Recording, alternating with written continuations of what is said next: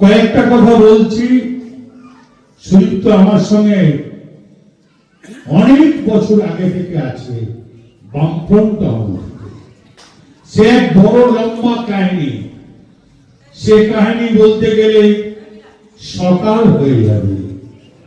সে দিনগুলো অন্ধকারের দিন ছিল, ভয়ঙ্কর দিন ছিল।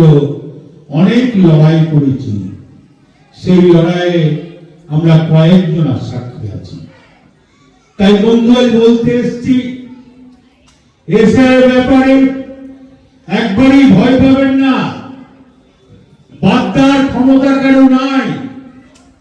আমাদের সঙ্গে মমতা ব্যানার্জি আছে, অভিষেক ব্যানার্জি আছে।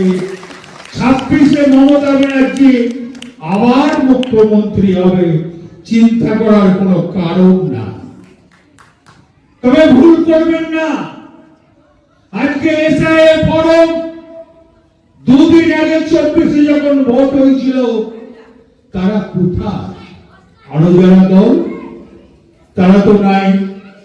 সেই মমতা ব্যানার্জির সৈনিক, অভিষেক ব্যানার্জির সৈনিক, তারাই কিন্তু তৃণমূলে ঘুরে বেড়াচ্ছে, এখানকার কাউন্সিলর ঘুরে বেড়াচ্ছে, এই ওয়ার্ডের কর্মীরা ঘুরে বেড়াচ্ছে, যাতে এসআইআর কেউ বাদ না যায়।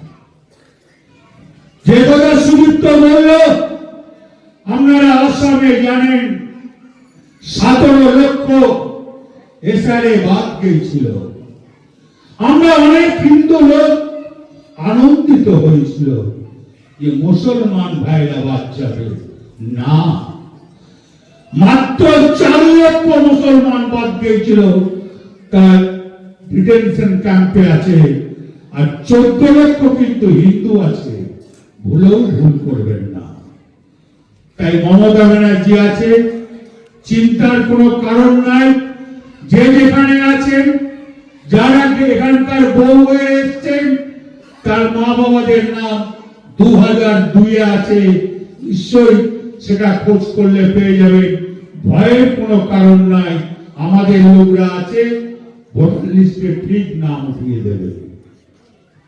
আর যদি এনআরসি হয়, সেটা মমতা ব্যানার্জি বুঝে নেবে, কাকুর জেল থাকতে হবে না। আপনারা যেন দয়া করে মমতা ব্যানার্জির পাশে থাকবে, আবার যেন ভুল করে ফেলবেন না কারো কথা শুনে। এই কারণেই বলছি বন্ধু, এই মমতা ব্যানার্জি সাধারণ মানুষের কাজ করেছে, খেটে খাওয়া মানুষের কাজ করেছে, দিন মজুরের কাজ করেছে, কৃষকের কাজ করেছে, সবার শ্রেণীর জন্য কাজ করেছে। মমতা ব্যানার্জি জাতপাত দেখে না।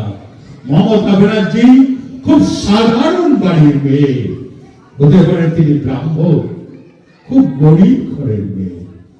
তার জন্য তার পশ্চিমবাংলায় সে গরিব ঘরের মেয়ে বলে পশ্চিমবাংলার গরিবদের কষ্টটাও বোঝে। তার জন্যই তো কন্যাশ্রী, তার জন্যই তো রূপশ্রী, তার জন্যই তো সবুজ সাথী, তার জন্যই তো স্বাস্থ্য কার্ড, তার জন্যই তো খাদ্য সাথী। কি করে নাই? আজ লক্ষ্মীর ভান্ডার কার জন্য করেছে? আমাদের মা বোনদের জন্য করেছে। তাই ভুল করবেন না। মমতা ব্যানার্জি চলে গেলে শুধু আপনার কষ্ট হবে না, আমাদের সবারই কষ্ট হবে। তাই মমতা ব্যানার্জিকে আবার 26-এ মুখ্যমন্ত্রী করতে হবে। আছেন আমার এখানকার কাউন্সিলররা, বোলপুরে 22টা ওয়ার্ডের কাউন্সিলর আছে। কন্যা ঘোষ এখানে চেয়ারম্যান আছেন, টাউন প্রেসিডেন্ট আমাদের যাকে ডালিম বলি, ভালো নাম সুব্রত হাজরা আছে, বিমল কেবলা আছে, আছে মহিলা প্রেসিডেন্ট আছে, আইএনটিসি মেডিসিন আছে, যুব ছাত্র আছে, মাদার। তাই বলুন, সবাইকে নিয়ে চলুন, উন্নয়নে জোয়ার বয়ে দিই। আমরা কোনো জাতপাত করব না, আমরা ভেদাভেদ করব না, সবাইকে নিয়ে চলব। জয় হিন্দ, বন্দে মাতরম। মমতা ব্যানার্জি জিন্দাবাদ, তৃণমূল কংগ্রেস।